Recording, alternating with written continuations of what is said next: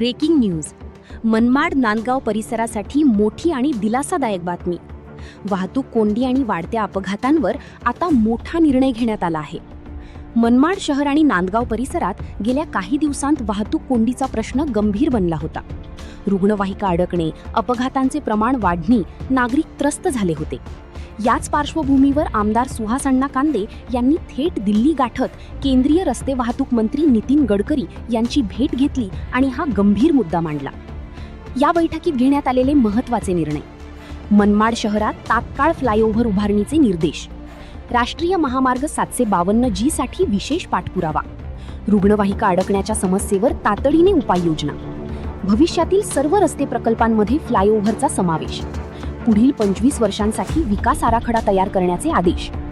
या निर्णयामुळे मनमाड नांदगाव परिसरातील वाहतूक कोंडी कमी होण्याची मोठी आशा निर्माण झाली आहे. तसेच अपघातांचे प्रमाणही घटण्याची शक्यता आहे. या बैठकीवेळी युवा सेना जिल्हाप्रमुख फरहान खान, धनंजय कांदी, अविनाश पाटील आदी मान्यवर उपस्थित होते. नागरिकांसाठी हा मोठा दिलासा मानला जात आहे.